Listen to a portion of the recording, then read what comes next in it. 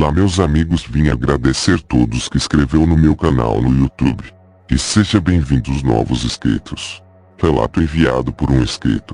Antes de tudo peço que veja meus vídeos até o final, deixe seu joinha, inscreva-se e compartilhe. Seja todos bem-vindos. Rumo a 4.000 inscritos. Um conto sobre lobisomem. Você sabe que eu não entendo como pode existir tantas casas vazias nesta rua, disse Maria. Elas são ótimas e o aluguel é bastante em conta.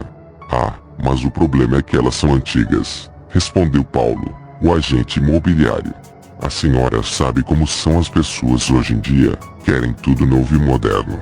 Gostam tanto das coisas da moda que desvalorizam as coisas boas do passado, como essas casas dessa rua. Mas, para mim, elas são ótimas, retrucou Maria com um sorriso satisfeito. Eu também adorei, completou Magda, a filha. Pois então aproveitem, disse Paulo, apertando as mãos de Maria. Se precisarem de qualquer coisa, é só ligar para a imobiliária. Aliás, eu moro a 3 quarteirões daqui, faço questão de vir sempre que for preciso. A maioria das casas naquele bairro era consideravelmente antiga, especialmente aquela para a qual Maria tinha acabado de se mudar. Ela havia sido construída em meados da década de 70, mas estava em excelente estado de conservação. Além disso, era grande, com 3 quartos, 2 salas, uma ampla cozinha e um belo quintal com várias árvores frutíferas. O mais surpreendente era o aluguel, que custava apenas 1/3 a mais do que ela costumava pagar por um apartamento minúsculo e desconfortável em um prédio decadente de um bairro no extremo leste da cidade. Agora, ela e sua filha adolescente poderiam viver de forma bem mais tranquila e confortável. Nos finais de semana, quando o marido caminhoneiro voltasse de suas viagens, eles poderiam até mesmo fazer um churrasco no quintal. O agente imobiliário se despediu e foi saindo, mas não sem antes dar uma boa olhada em Magda, observando-a dos pés à cabeça. Sua atitude foi um tanto indiscreta, e a garota, percebendo a malícia no olhar do homem, se envergonhou. Maria, no entanto, não percebeu nada, tão maravilhada estava observando cada detalhe da casa. Espere até o fim de semana, quando seu pai chegar, dizia Maria. Ele vai adorar essa casa.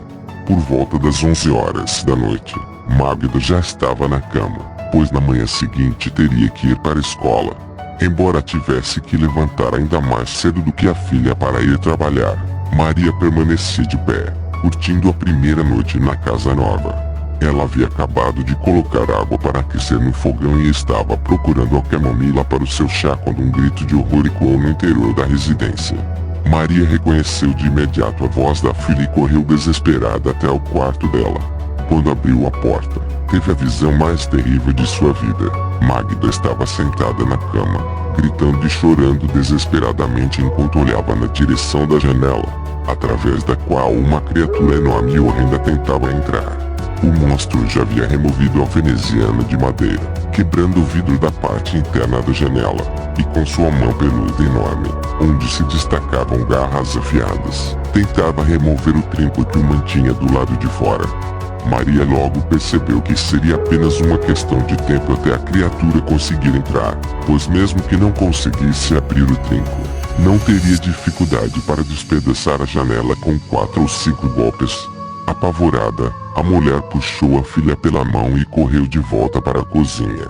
Seu primeiro impulso foi sair gritando por socorro, mas logo se deu conta de que não havia vizinhos próximos e que certamente o monstro a alcançaria antes que pudesse avançar algumas dezenas de metros. Pensou em pegar uma faca para tentar algum tipo de defesa desesperada, mas então seus olhos encontraram um bule cheio de água fervente sobre o fogão. Ela estava disposta a qualquer coisa para salvar sua vida e, principalmente, a de sua filha, de modo que não hesitou. Pegou o bule e se dirigiu de volta ao quarto de Magda. Quando atravessou a porta, Maria viu que o monstro já tinha conseguido abrir também a parte interna da janela, de forma que já estava com a cabeça, os braços e metade do corpo para dentro do quarto.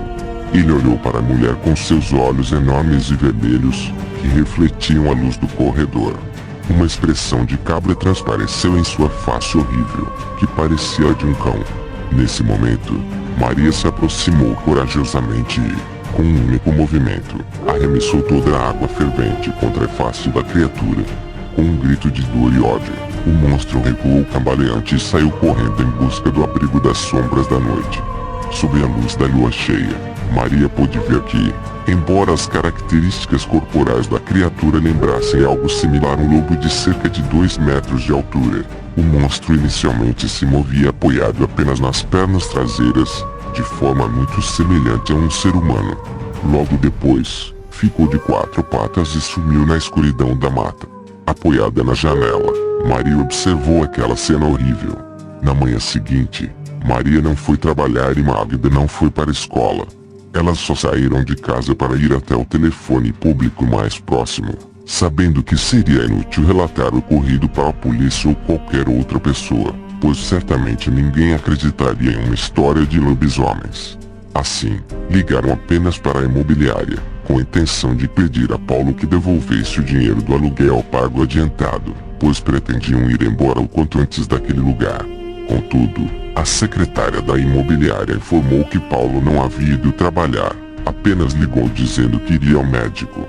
A funcionária se prontificou a entrar em contato com o agente imobiliário e pedir para ele ir até a casa de Maria o mais rápido possível.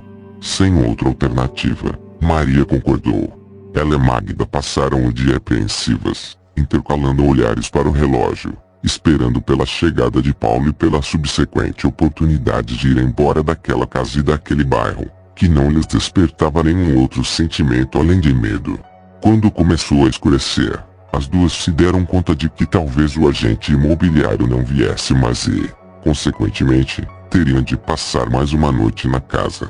Sem outro lugar para ir, rapidamente começaram a reforçar as portas e janelas, caso o monstro decidisse voltar. Já havia escurecido completamente quando alguém bateu na porta. Apreensiva, Maria perguntou quem era antes mesmo de se aproximar da maçaneta. "Sou eu, Paulo. Vamos, abra", respondeu a voz do lado de fora. Tomada pela esperança, Maria destrancou rapidamente a porta e abriu para receber o agente imobiliário. Porém, a visão que teve a deixou tão espantada que tentou fechá-la novamente, mas não foi possível. Paulo escorou a porta com uma das mãos e, com a outra, deu um safanão em Maria, fazendo-a cambalear para dentro. Em seguida, ele entrou e girou a chave, trancando-as dentro de casa. Paulo estava com o rosto quase completamente coberto por ataduras, deixando apenas os olhos e a boca visíveis. Pelas frestas entre as faixas, Maria e Magda puderam ver que a pele do rosto do homem estava desfigurada por queimaduras. "Sua desgraçada", gritou Paulo com um tom de voz agressivo e amedrontador. "Veja o que você fez no meu rosto." O homem então começou a remover as ataduras da cabeça, e a revelação do que havia por trás delas fez com que Maria e Magda ficassem paralisadas de horror. Além da pele queimada e purulenta, a face de Paulo apresentava outras deformidades, como o nariz retorcido para frente e os ossos do rosto deslocados. Cresciam espessos tufos de pelos negros que saíam de sua pele queimada. Suas pernas, que não pareciam mais humanas, estavam finalmente se transformando em um monstro. Tudo acontecendo diante dos olhos das pobres mulheres. "O que eu quero é apenas a sua alma", falou aquele ser demoníaco, que já não se parecia mais com Paulo, o corretor, mas agora tinha prazer em devorar suas vítimas. Na sequência, as roupas que o homem vestia se rasgaram e caíram, junto com os últimos vestígios de humanidade. Coberto por uma pelagem preta e opaca, a criatura se aproximou de Maria e Magda, e abriu sua enorme boca repleta de dentes longos e afiados, emitindo um uivo ensurdecedor. Encurraladas, as duas se agacharam junto à parede, cobrindo os olhos com as mãos e esperando pelo pior. Ironicamente, o último pensamento lúcido que passou pela mente de Maria foi a compreensão de que não eram as casas antigas que afastavam os moradores daquelas ruas, mas sim aquela criatura diante delas, igualmente antiga, mas infinitamente pior. Durante aquela noite, muitos gritos de dor e agonia ecoaram pela rua, acompanhados de uivos monstruosos que denotavam ódio e satisfação. No entanto, Não havia vizinhos próximos para escutá-los, e os que moravam mais distantes não ouviram nada, ou, se ouviram, fingiram não ouvir por medo. No dia seguinte, Paulo, com o rosto já cicatrizando, voltou a casa.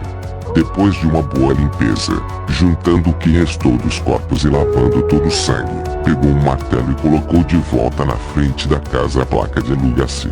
Um abraço a todos vocês. Número Tassiana Alves, número lobisomem, número contos de terror. Se vocês têm um relato parecido com esse, envia para Clebeiro Shows. Bem-vindos novos inscritos. Para quem não é inscrito, inscreva-se, compartilhe e volte sempre. Canal do Clebeiro Shows agradece pela sua visita. Volte sempre.